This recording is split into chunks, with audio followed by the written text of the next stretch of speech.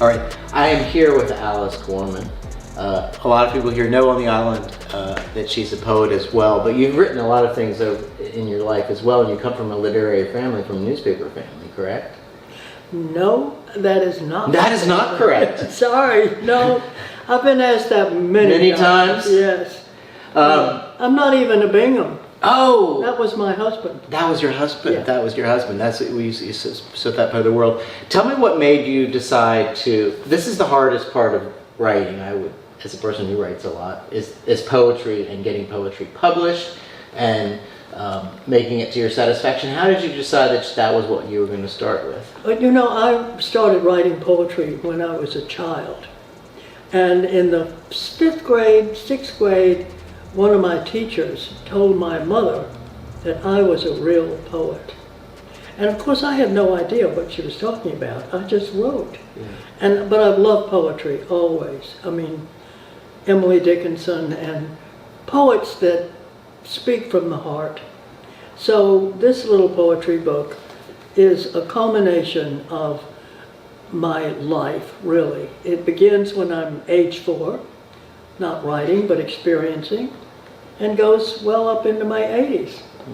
So I feel like what poetry does is give you attention to every single word, which is actually important when you're writing a novel too. Yes. But it's compression, it's succinct thought, and it forces you to be very careful about what you're writing. Are there some difficult thoughts in there that you have to confront about yourself when you do it? Right. That's why I can't do it. Well, you know, somehow I think poetry is a gift. Right. You know, I can't force it. Right. It will come to me as an idea, and if I don't write it down, like wake up in the night and have a little pad by my bed, I may never think of it again. So it's not something I can force, ever. It just is a gift. Putting all this together into one book, how do you make decisions about what goes together into one? Especially, I didn't realize you had been doing this for such a long time.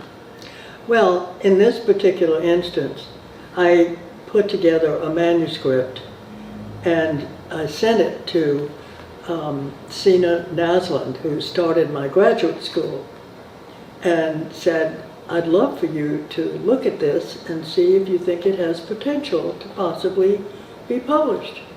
And I didn't hear from her. And I thought, I always assume if I don't hear from somebody, they don't like it. And on Thanksgiving Day, I got the most beautiful note. She said, I love your poems. I would not change a word, and I want to publish it. So Fleur de Lis Press, which she also started, published the book. And they didn't change a single poem or a single word.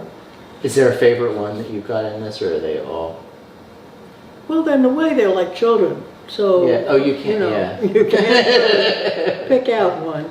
I think maybe at the very end, Credo is as important as any of the poems. You know, it speaks to my whole sort of philosophy of life. Can I read it? Oh, I'd love for you to read it. I am resilient as a tree, yet vulnerable as a reed. The energy of my spirit formed before I was born will live forever when I am gone. Very good. Thank you. Thank you. Thank you for letting me read it in front of you. Thank you. It sounds good coming from you. Oh, it's fun to do. It's fun to do. Thank you so much. And I should give a plug actually to the novel. And the novel is interesting because it is fiction, but it's also quite autobiographical. And they say that any first novel is always autobiographical. That's got to be tough to write, though. Well, and it was, because there's a lot of tough stuff in this book, and there's also a lot of thoughtful stuff. There's some theology in there, and if I had it all to write again, I might write it a little differently. But this is my first novel. That's right. You got to get it out, and you got it out. Actually, the next thing. Thank you so much for the time. I appreciate it. Thank you, Carl. Oh, you're welcome. You're welcome.